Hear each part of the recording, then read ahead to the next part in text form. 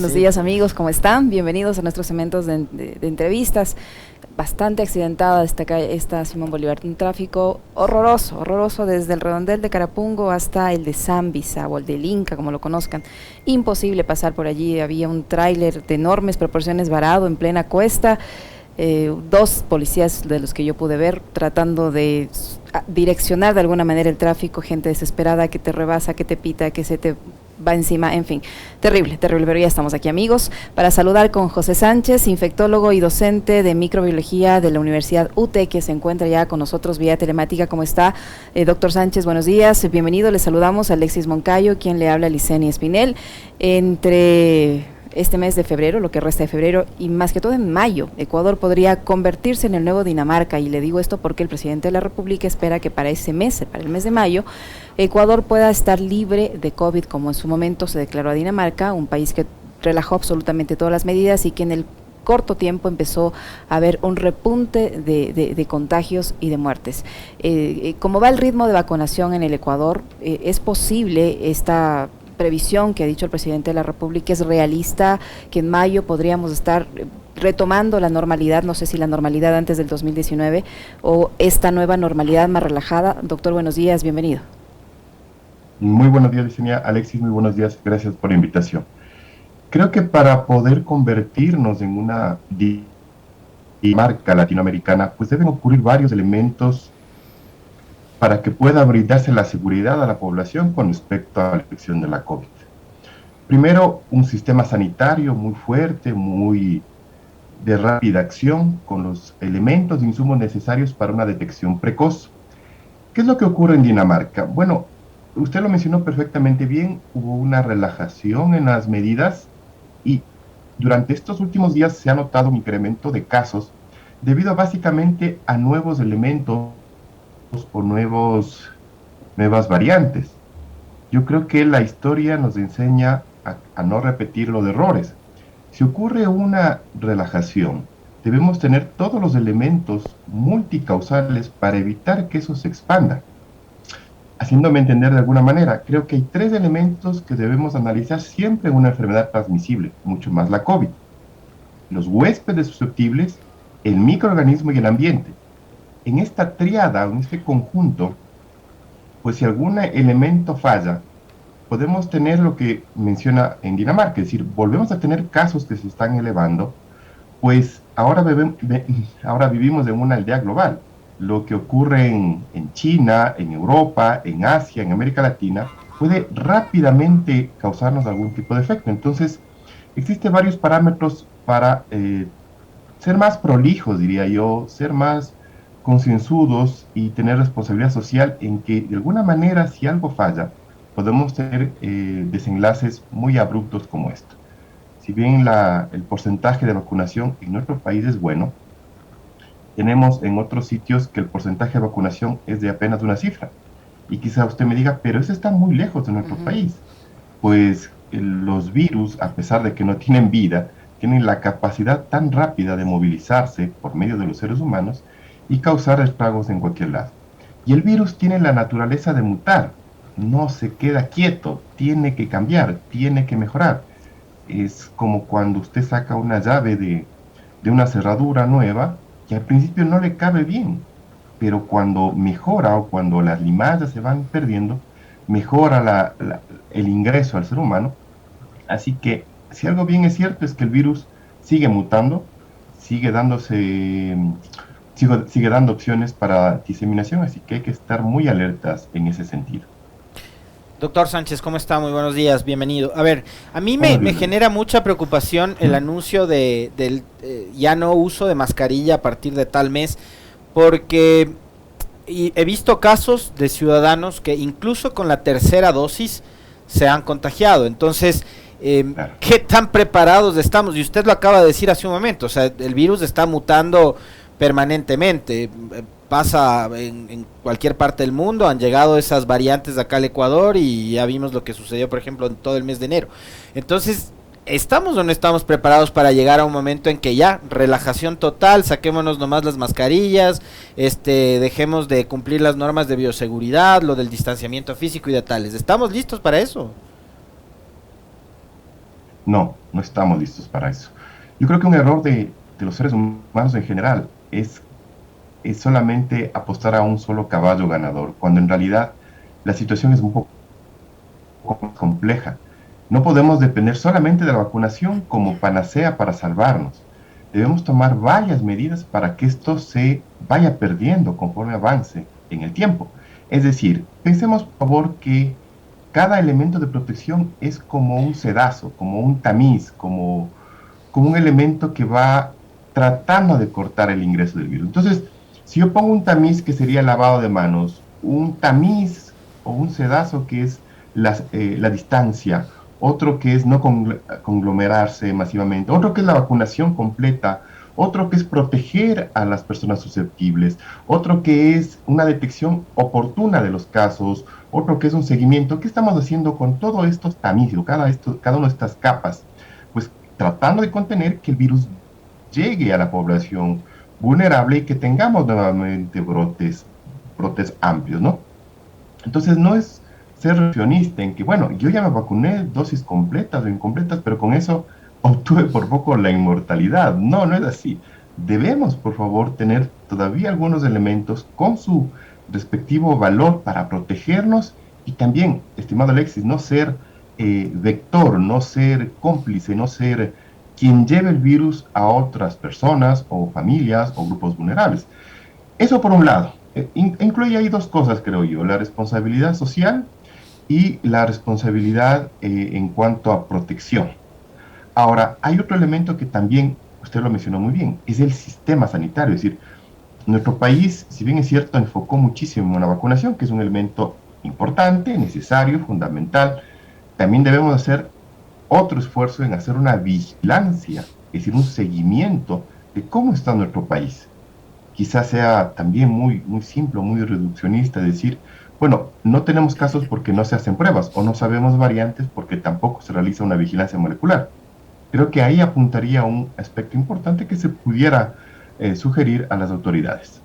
Doctor Sánchez, ¿qué tan oportuno va a resultar que se hagan este tipo de anuncios, de que se diga que desde este lunes se elimina, por ejemplo, el semáforo epidemiológico, que se relajan los aforos, cuando estamos a puertas de un nuevo feriado? Ya tenemos la experiencia de lo que nos ocurrió por el feriado de las fiestas de Quito, de Navidad, de fin de año, que nos complicó nuevamente la situación sanitaria, que volvió a llenar las camas de hospitalización, que causó muchísimos problemas a nivel de los diferentes hospitales y centros de salud. ¿Qué tan oportuno es hacer este anuncio ahora, justo cuando falta una semana para un feriado largo además, ¿no? Eso por un lado. Por otro, usted bien decía que el tema de la vacunación es muy importante. Y sí es muy importante, pero el problema es que la vacunación lo que nos está haciendo es reducirnos los síntomas o la gravedad de los síntomas, pero no nos ha liberado del contagio. La infección sigue, el virus persiste. Incluso la Organización Mundial de la Salud en los últimos días ha dicho que hay el ambiente propicio para el aparecimiento de nuevas cepas. Entonces, ¿qué tan oportuno es este anuncio una semana antes de un feriado y esta sensación de seguridad o de falsa seguridad que emana desde la autoridad diciéndonos no pasa nada, ya vamos a volver a la normalidad, cuando vemos que la pandemia continúa? Ningún país del mundo ha sido declarado hasta ahora libre de COVID. Exactamente, creo que hay un punto que se debería tomar en cuenta. Cuando a usted le pregunta, bueno, ¿se vacunó? Sí, pero ese sí no puede ir desde primera vacuna hasta las 3 dosis, que sería ya el esquema completo. Entonces, en ese variopinto, que sería como opciones, pues uno puede convertirse en un agente en el cual pueda desencadenarse aún más el progreso o el desarrollo del virus. Recordamos primero que el esquema actual es las 3 dosis. Ahora, si ese parámetro yo lo llevo a una realidad, vemos que tercera dosis en el Ecuador todavía está insuficiente. Primer punto por ahí. Segundo punto, en verdad, si existe todavía una población en la cual a nivel global todavía no existe una vacunación, pues no nos sorprendería volver a tener un tema de nuevas variantes.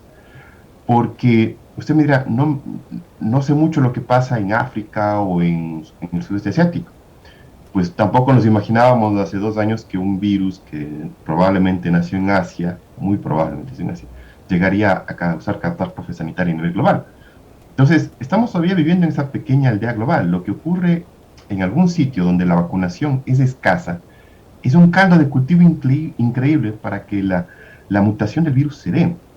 Entonces, volviendo a nuestra realidad, si yo te digo una cifra, ¿existe un porcentaje de vacunación muy alto en el Ecuador? La siguiente pregunta sería, ¿qué tanto de ese porcentaje realmente cumplió el esquema completo? Entonces, reflejaría, por tanto, que aún necesitamos trabajar en eso. No digo que estamos mal, creo que debemos mejorar esa situación. Pero como le mencionaba al inicio, no solamente apostar a un solo caballo, no solo apostar a que con la vacunación hemos logrado erradicar el virus. No, no, no. Y creo que algo que hay que diferenciar es lo que usted perfectamente mencionó. Es decir, el virus, cuando ingresa a una persona vacunada, ingresa, lo infecta, pero claro, hay inmunidad celular y humoral, bueno, que trata de contener el virus y no se desarrolla, o a veces pasa sintomático. Pero no es como jugar a la ruleta rusa en que alguna persona va a tener el virus y pues no sabemos del variopinto entre ser asintomático o terminar en terapia intensiva. Eso es un problema.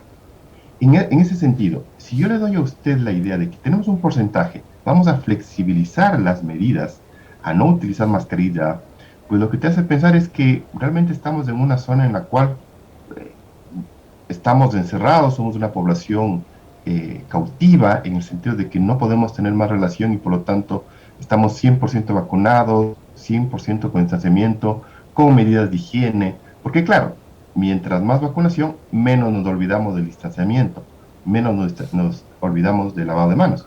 Entonces, todo tiene que ser de manera holística, integral, para que podamos evitar. Yo creo que es un poco prematuro desde mi perspectiva el hablar de eso, el hablar de que ya estamos en franca eliminación del virus. Ecuador es solamente un pequeño país en el entorno en el cual nuestros vecinos, Latinoamérica, por cierto, todavía falta mucho por trabajar para que esto se pueda contener de buena manera. Doctor, usted decía hay que hacer algo más allá de la vacunación. Yo coincido plenamente, porque además, digamos, la vacunación por el tema COVID es un asunto coyuntural, pero por ejemplo, vacunación pentavalente para menores, para los niños, etcétera, eso es parte de la política pública de salud y vemos que en eso, por ejemplo, el ministerio no ha estado preparado al 100%.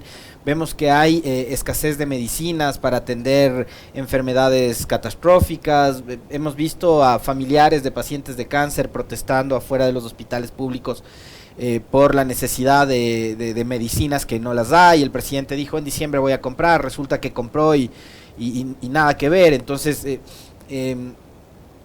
¿cuál es la situación actual de la salud en el país, más allá de la vacunación y del COVID? Y yo quisiera también plantearle a usted una discusión, doctor, sobre la importancia de la salud pública y de tener un Estado sólido, fuerte, que pueda brindar precisamente atención a los ciudadanos, sobre todo a quienes menos recursos tienen.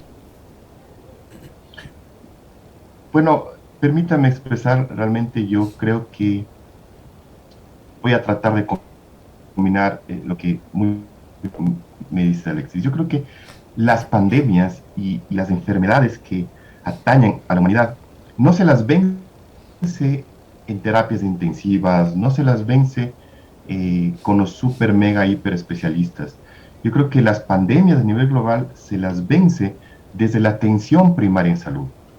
Es decir, desde elementos que desde la comunidad y muy cercanos a la familia y muy cercanos al núcleo debe preverse. Porque si usted previene inicialmente en atención primaria, está evitando que el paciente suba o escale hasta terminar en una terapia intensiva que vale $2,000, $3,000, $4,000 al día. Entonces, usted interviene en la escala más cercana a la comunidad, en una atención primaria, pues está evitando pues, desenlaces fatales, está dando una provisión sanitaria a una gran población con una inversión moderada, que invertir $3,000, $4,000, decía, al día en una terapia intensiva para pocas personas con una esperanza de vida muy complicada. Entonces yo soy un fiel creyente de eso, ¿no? De que el enfoque debe ser desde la cercanía a la comunidad. Entonces, yo creo que la medicina se la hace con la familia, con las comunidades, con cercanía a ellos, haciendo un seguimiento. Hoy en día, pues, he visto con mucha pena, con mucho dolor, ver cómo profesionales han salido o han tenido que ser amenazados por situaciones de compras públicas e insumos y todo lo demás. Y es difícil pensar que uno se prepara para ejercer la mejor medicina cuando no tiene los insumos necesarios para hacerla. Entonces no es por falta de capacidad, es porque a veces no se le da los medios necesarios. En ese sentido, yo creo que el esfuerzo que se debe hacer para este virus, como para los demás procesos, es eso, ¿no? Un seguimiento cercano a la comunidad. Considero, por tanto, fortalecer ese ámbito. Vigilancia epidemiológica activa, pasiva, sindrómica, brindar a la comunidad y a los especialistas que hacen primer nivel las herramientas necesarias para detectar, manejar, referir, resolver y, si es necesario, pasar a un siguiente nivel de manejo del paciente. En eso, pues la medicación o los insumos son necesarios dependiendo de las circunstancias. Ahora, usted me dirá, tal medicamento vale un costo muy elevado para un grupo poblacional que es necesario y la ley nos ampara. Y aunque usted me diga, la Constitución de Ecuador estipula que la salud es gratuita, tácitamente sabemos que la salud tiene un costo de vidas, un costo económico, un costo social. Siempre va a haber eso. Entonces yo creo que la optimización de los recursos es un elemento que debe nacer y se debe establecer de manera adecuada con el ente rector. Yo espero que esas situaciones muy bochornosas, diría yo, lastimosamente como profesional sanitario, y hoy justamente en el Día del Médico, un saludo a todos los colegas que sacan el aire por tratar de mantener esto, que son solamente debajo del iceberg, que es toda la situación sanitaria, pues los admiro y realmente ante una situación adversa sanitaria, pues han salido avantes. Doctor Sánchez, para finalizar, ¿hay forma de predecir la evolución de esta pandemia, tomando en cuenta que es un virus nuevo, que no se sabía mucho sobre el mismo, que al principio de la pandemia decían que es una ola y resulta que ya creo que vamos por la cuarta o por la quinta? ¿Bajo qué parámetro, bajo qué estudio se puede predecir la evolución de la pandemia como para asegurar que en Ecuador en mayo próximo estaremos libres de COVID? Hay un editorial de una revista muy famosa que es el New England Journal of Medicine, en la cual el doctor Spellman indicaba que la zoonosis, es decir, el paso de los virus animal al ser humano, casi siempre da cada cierto periodo, 7 a 10 años. Entonces, si el ser humano se sigue prometiendo en áreas donde es susceptible de que un virus llegue al ser humano y de ahí pues se disemina a la humanidad, pues sería un elemento que deberíamos contener. El actual virus existe 7 u 8 coronavirus actualmente que ya ha dado mucho tiempo entre la humanidad. Probablemente el virus permanezca endémico, es decir, va a estar con la humanidad durante mucho tiempo. Es muy difícil controlar eso, más aún porque el virus en su naturaleza es adaptarse. Entonces, yo creo que a futuro sería una endemia. Ahora, lo segundo, las vacunas van a mejorar. Ahora, si podemos desarrollar vacunas intranasales, las cuales pueden captar o evitar, fíjate lo que usted muy bien mencionaba, que el virus esta vez sí evite la infección, esta vez sí evite el ingreso. Entonces yo creo que también por ese sentido también existe buenos elementos a futuro para que se pueda desarrollar vacunas de mejor calidad. Y liberar patente. La liberación de la patente de la vacuna en algunos elementos creo que es un aspecto fundamental. Tuvimos ya un caso en los años 50 donde un investigador, Jonas Salk, donó su vacuna a nivel mundial y la polio ya casi está erradicada, por no decir ya erradicada a nivel del mundo. Muy bien. Doctor, finalmente, ¿qué recomendaciones se les debe hacer a la ciudadanía que nos escucha, a quienes nos siguen por redes sociales? Porque la pandemia va a seguir, usted dice, vamos a tener que acostumbrarnos a convivir con este virus y no hay que bajar la guardia. ¿Qué recomendaciones les hacemos a quienes nos escuchan? Que si bien es cierto, el Omicron es mucho más volátil y muy transmisible, sigue siendo 2 o 3 veces más, con mucha más mortalidad que la influenza. Además, recordemos que a nivel global y existen otros virus respiratorios que también pueden complicarnos. Así, si las personas pueden vacunarse contra la influenza, hagan, es necesario. Sería un dolor menos de cabeza en los seres queridos. Y cuidémonos, es importante no relajarnos de manera desatendida, sino más bien tener nuestras precauciones y cuidar de nuestra familia. Muy bien, muchísimas gracias, doctor. Muy amable. José Sánchez, infectólogo y docente universitario, amable, docente de microbiología de la Universidad UTE. Ahora sí, muy amable, doctor, muchas gracias. Gracias a ustedes.